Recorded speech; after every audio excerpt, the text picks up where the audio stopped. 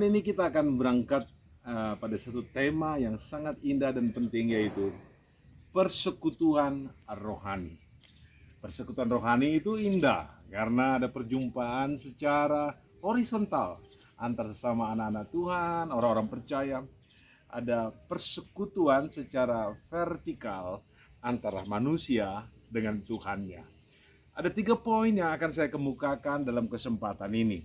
Poin yang pertama, persekutuan ibadah.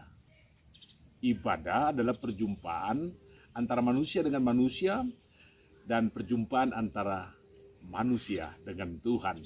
Dan nilai yang terkandung di dalamnya adalah nilai-nilai yang indah, nilai-nilai spiritual. Kita membaca Alkitab dalam Kisah pasal 2 ayat 42 dan 43. Mereka bertekun dalam pengajaran rasul-rasul dan dalam persekutuan, dan mereka selalu berkumpul untuk memecahkan roti dan berdoa. Maka ketakutanlah mereka semua, sedang rasul-rasul itu mengadakan banyak mujizat dan tanda. Ini adalah persekutuan ibadah, di mana di sana tertulis secara jelas bahwa dalam persekutuan itu ada pengajaran rasul-rasul. Artinya di dalam ibadah itu ada firman yang dibaca, firman yang diajarkan, firman yang direnungkan. Kita tahu bersama bahwa ada firman, ada mujizat. Ada firman, ada pertolongan. Ada firman, ada kekuatan. Ada firman, ada jalan keluar. Ada firman, ada keselamatan. Dan ada firman, ada surga. Kelompok orang bersekutu untuk menikmati firman. Dan hal yang kedua, mereka memecahkan roti. Mereka makan bersama, menikmati berkat Tuhan secara bersama-sama, secara indah, dengan tema utama kasih. Mereka saling membagi berkat. Berkat dari satu rumah dikumpulkan di rumah yang lain. Setelah beribadah, setelah mendengarkan firman, setelah memuji-muji Tuhan, mereka sehidangan bersama, memecahkan roti. Suatu kebersamaan yang indah sebagai tanda bahwa mereka adalah orang-orang yang bersatu padu untuk Tuhan. Dan hasil yang kita lihat adalah hasil yang sangat menakjubkan. Apakah itu? Rasul-rasul, hamba-hamba Tuhan mengadakan banyak mujizat. Banyak mujizat. Di mana orang lumpuh berjalan. Orang-orang buta melihat. Orang-orang yang kena kusta ditahirkan. Mereka yang mengalami kesakitan yang parah menikmati kesembuhan ilahi, dan disertai dengan banyak tanda, keajaiban-keajaiban luar biasa. Ini karena umat-umat Tuhan dan hamba-hamba Tuhan bersatu padu, bersekutu dalam persekutuan rohani, yaitu ibadah. Jangan pernah lupa beribadah. Teruslah beribadah, menikmati kuasa dan kasih Tuhan, menikmati rahmat Tuhan yang besar. Tetaplah ibadah, jangan meninggalkan ibadah, karena Tuhan senang dengan orang yang beribadah kepadanya. Puji Tuhan. Nomor 2, persekutuan kasih.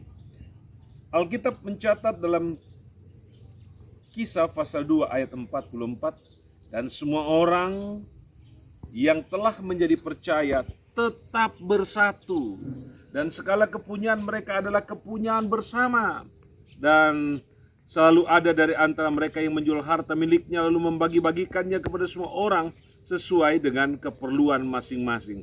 Perhatikan di sini, semua orang percaya bersatu.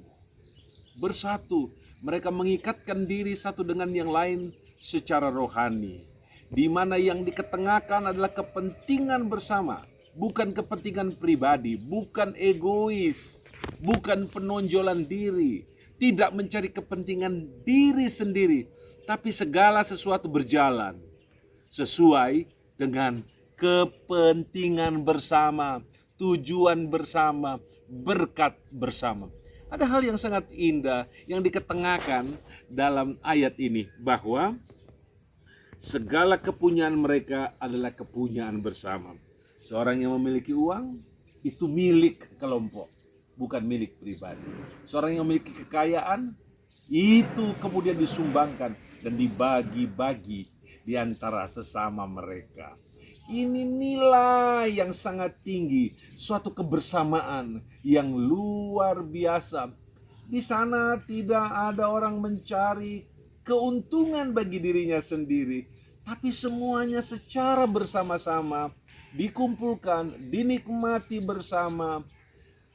Dan ini merupakan sebuah contoh bagi kita tentang bagaimana gereja mula-mula, gereja yang bersatu, gereja yang bersekutu, dan gereja yang penuh dengan kasih. Yang dikedepankan di sini adalah kasih.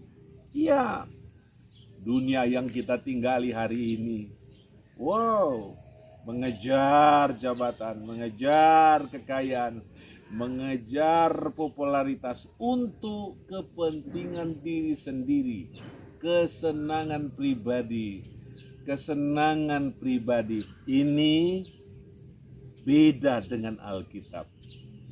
Kalau gereja mula-mula mengedepankan kebersamaan, persekutuan, itu nilai gereja purba, gereja pertama yang harus menjadi model.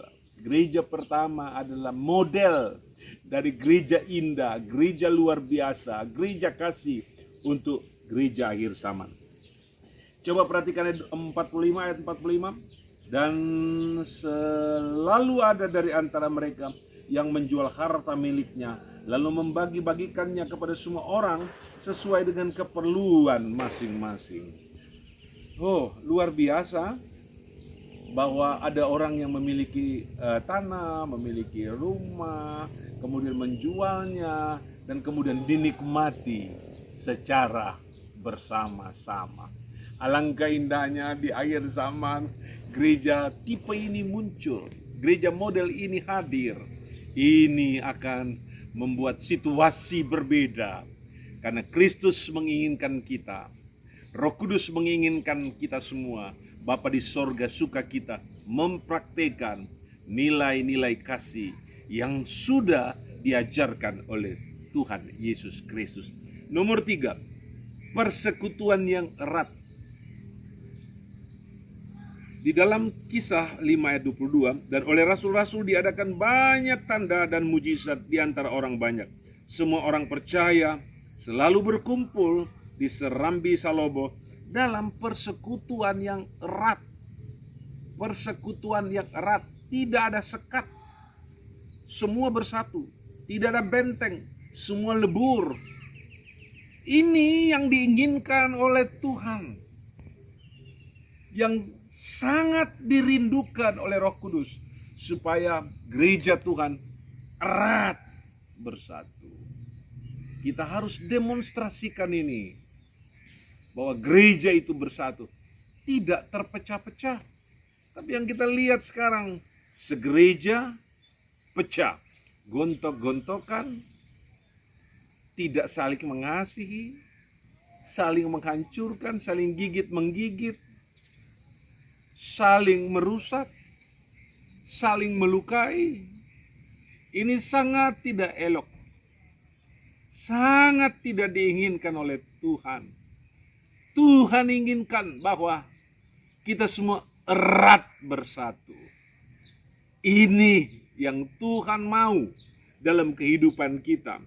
Selanjutnya, persekutuan yang erat itu, kita baca dalam ayat 13, orang-orang lain tidak ada yang berani menggabungkan diri kepada mereka, namun mereka sangat dihormati orang banyak. Persekutuan mengundang decak kagum banyak orang. Persekutuan membuat orang lain bersimpati. Bahkan di situ banyak orang menghargai mereka. Sebagai gereja pertama, mereka dihargai, mereka dihormati, mereka tidak dilecehkan, tapi ada rasa kagum karena kuasa Tuhan ada pada orang-orang itu. Praktek persekutuan itu ditindaklanjuti dengan persekutuan yang erat. Mereka saling sayang, saling mengasihi, saling menghormati, saling memberi, saling menolong. Tidak gontok-gontokan, tidak saling menghancurkan. Nilai ini harus menjadi nilai gereja. Kita harus bersekutu dan bersekutu dengan cara yang erat. Dan kita lihat dalam ayat 14, dan makin lama makin bertambah jumlah orang-orang yang percaya kepada Tuhan, baik laki-laki maupun perempuan. Akibat langsung dari persekutuan yang erat itu, tak cuma orang bersimpati dan suka, tak cuma orang menghargai, menghormati mereka, tapi mereka menggabungkan diri menjadi orang percaya. Persekutuan umat-umat Tuhan mengundang orang lain untuk bersatu bersama, menjadi anak Tuhan. Kemudian bersama-sama pula mempraktikkan, menjalankan kehidupan persekutuan yang erat. Dan apa yang kita lihat selanjutnya, persekutuan yang erat ternyata menghasilkan peristiwa dahsyat seperti yang tercatat dalam Kisah 5 ayat 15. Bahkan mereka membawa orang-orang sakit keluar ke jalan raya dan membaringkannya di atas balai-balai dan tilam, supaya apabila Petrus lewat, setidak-tidaknya bayangnya mengenai salah satu dari antara mereka. Dan juga banyak orang dari kota-kota sekitar Yerusalem datang berduyun-duyun, serta membawa orang-orang sakit dan orang-orang yang diganggu roh jahat, dan mereka semua disembuhkan.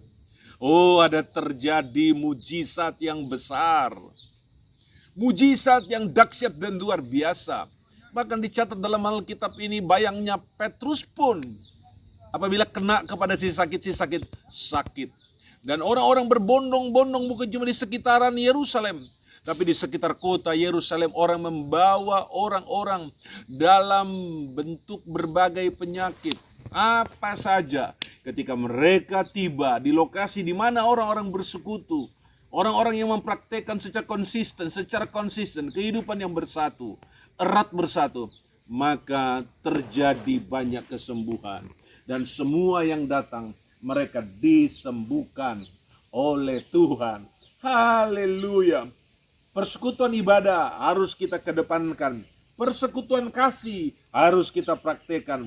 Persekutuan yang erat harus menjadi model dari gereja Tuhan di akhir zaman. Tuhan Yesus memberkati kita semua dengan berkat yang dahsyat dan luar biasa. Dari tepi Danau Poso yang indah, di belakang sekolah Alkitab Tentena, kami kabarkan salam bahagia. Tuhan Yesus memberkati kita semua. Haleluya, haleluya, haleluya. Amin. Ya api Pantekosta heranlah, ya api Pantekosta heranlah.